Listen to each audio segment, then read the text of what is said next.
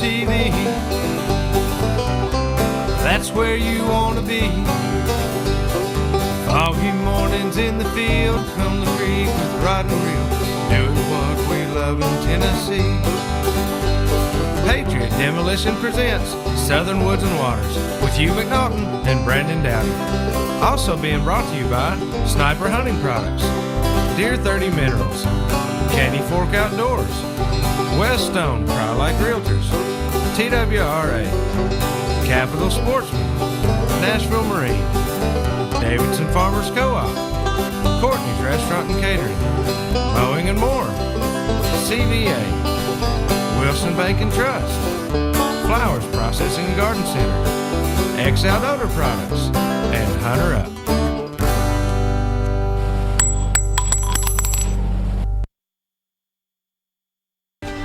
All right, welcome everyone. I'm Hugh McNaughton. And I'm Brandon Dowdy. We are Southern Woods and Waters. once again, and boy, I am fired up with this show. I am too. It's been an exciting week. It's been an exciting week. Can you tell I've been in the sun a little bit the last little bit? You've been working on that tan. That's 5 days of fencing. Wait a minute. About It's 5 days of fencing. But the fence is all up, and now we're ready to go deer hunting. That high fence? No, it ain't. It's about 4 foot. 4 foot and a little bit of barbed wire above that. Just checking there, Brent. Yeah. We don't believe in high fencing our 20 acres. No. Hey, 20 acres, that wouldn't be a very fair Saturday chase. is the day. I'm ready. You've been waiting all year. I have. You have. We've shifted some cameras around about 2 weeks ago. The deer kind of changed their patterns just a little bit. And we've got the cameras moved around, and they've showed back up as we expected them to. So. Well, our show tonight is to help out all of those deer hunters. Whether you're an experienced one or a newbie, it's not going to matter.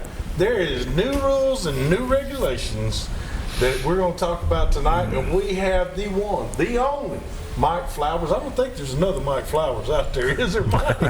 With Flowers Deer Processing. Not ugly as me. Just you, and along with his son Jim, and Jim Flowers is one of our pro staffers, and we've got a show tonight. We're talking about there's some new rule changes, Mike, that's come down the line that a lot of people, we all get the books, but hey, we're guys, we're going to look at the pictures. We don't necessarily read Gotta look at the I book read no limits. instructions.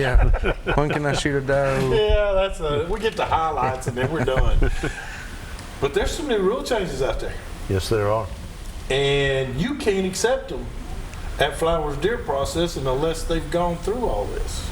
If it's an out-of-state deer, there can be no bones in it. No It's going to be bones. completely boneless From any state, from any state. state. Kentucky. other than Tennessee. Yeah, we'll take Tennessee deer with bones. Yeah.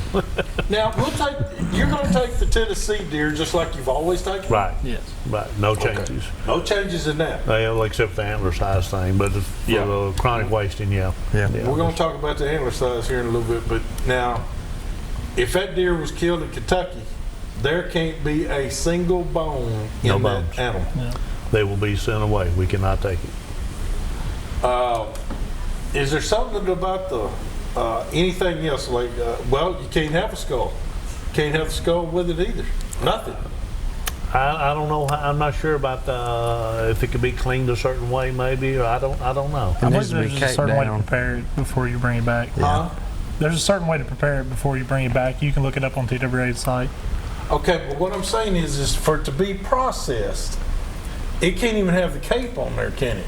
Well, It has to be the cape, the head, and all that's got to be removed. you got to do that before you get the bones out. Right, that's what I'm saying. That's what I'm saying. But what You I'm gotta saying unwrap is it that first. If somebody comes in, they killed a trophy animal, they've been used to bringing it to Flowers, and y'all will keep their head set and all Cape it that. That's out, what yeah. I'm thinking. Yeah. And cape it out for them, because you guys know what the taxidermists are going to want, how they're Right. going to like it, because you're used to doing that all the time, whereas some of the hunters out here not so savvy on that. Right. So what I'm saying is they can't depend on y'all. If they killed it in Arkansas or Kentucky, whatever, they can't depend on y'all to do that anymore. It's against the law across the state line Yeah. with those bones. They got to have it done before they come Before back they to ever come Tennessee. into Yeah, and, there, Yeah. and there was a lot of those states that nothing really has changed. Yeah. The main one, the biggest one's Kentucky, because that's where a lot of our local hunters go and hunt. Right. But that's going to be the biggest change for them. So they're just going to have to bring you a cooler full of pure meat Yep. if they want it processed. Yeah. And that's not our ideal way of getting them. I don't really care about getting a cooler deer. It just doesn't fit our system. But it's what the hunter's going to have to do. Yeah. And we'll just have to adapt to it. And Mike, take how care are of you it. going to adapt to that? Because guys are going to bring them stuff in there in the coolers, and they're going to say, that was my Yeti. No, that's your Pelican. Put your name on it. Put your name on it. Okay. But are you going to have like crates or something to slide them off into, or? Normally tag we can take a meat tote and Yeah. and transfer the deer into, especially if it's boneless, it's not going to take up that much Right, room. right, and we can put right. it in a meat tote, and the hunter can take his cooler home with him. Okay. So- I wondered because as I was coming to the show tonight, I was thinking, how's he going to do that? We've never, Somebody came in with a Coleman's going to walk out with a Yeti. we haven't had a problem with that yet. Not yet. Yeah. It ain't started yet. Yeah. It ain't get started good. But one of the problems that I have with cooler deers is that the hunters don't clean their deer well. They leave Yes. hair and sticks and flies and leaves and stuff on it, and it's almost impossible to clean that meat because that stuff sticks to it. Right. And you can't spray it off with a hose pipe. You just got to stand there and pick it off, or, Yeah, 'cause that sinew- take a knife and trim It's it like off. glued on. It glues Yeah. on, doesn't Yeah. it? So if you've got to do that, and you're going to have to, please just clean it. Make sure it's good and clean before it goes in that cooler. Do you recommend salting it down in brine water, or? Oh, well, that doesn't hurt anything. That'll Doesn't hurt get anything, some of the blood out of it. That's not going to get the hair off of it. No, it's not gonna tear off of it. It's not gonna do But that. no, that'd be good. Yeah, then put it in some salt water, and that helps the taste some. I believe, yeah.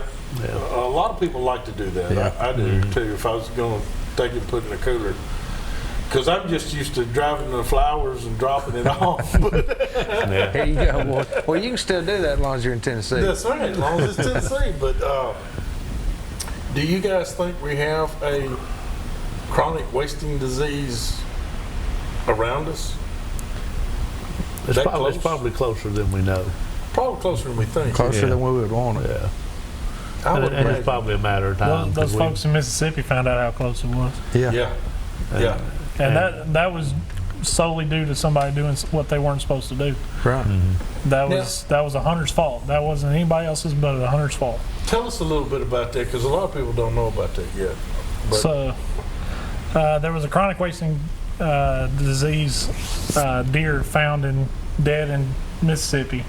They changed some rules and somewhat quarantined that area, but that deer, I mean, there's no trail of the disease leading to that area. It's just a spot in the middle of a map. I mean, somebody had to bring an infected animal into that area. And that's what TWA is trying to keep from happening. keep from happening to us. Yeah. So this regulation is their last ditch effort to keep it out of Tennessee, and it's up to us to do it. You bring up a great point too, Jim, and that is, we're just talking about those deer that are coming to a processor. Yeah. What about the deer that are Hundreds crossing and the hundreds line of and them nobody's taking anywhere but to the Exactly. house? Yeah. Exactly. Clean them, throw the bones out in the. Throw the bones out Backfield. in that deep little Yep. ravine I got out back. Just the way they've done it for the last 50 years. That's right. Who's to change With anything? the it won't happen to me mentality. Yeah. But Well, keep these mentalities going, but we got to do our game forecast. This week's Wild Game Forecast has been brought to you by our friends over at Wilson Bank and Trust, serving you guys with over 30 locations in the Middle Tennessee area. Be sure to stop in and see them. Tell them thank you for everything they do for us. Amen. All right. Well, what do you got as far? Man, you got a smile. Deer season's coming. Look at this. I'm ready to go. You got something on camera. Got to make it through one more day tomorrow. And but you know, like I mentioned earlier, they've kind of shifted. Yeah. Acorns are hitting the ground. Persimmons all over the ground. I've got a lot of deer feeding in green fields late in the evening, just before dark. Getting in an acorn flat that leads to a green field would probably be a pretty good decision. That'd be a real good decision, I Yeah. think.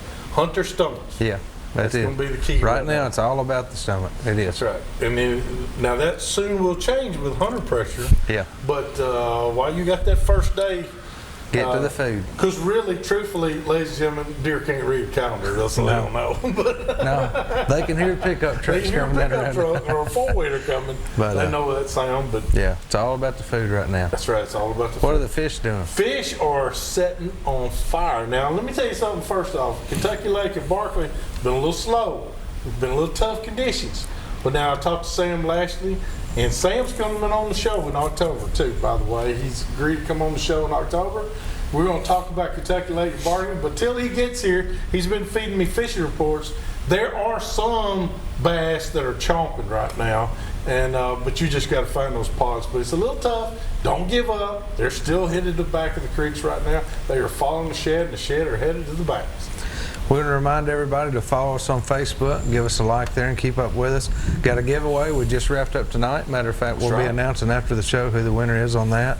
And then we're going to have another one coming up starting in about another week to 10 days. So come over and follow us there. We're going to take a quick break. We'll be right back in just a minute with some more Southern Woods and Waters.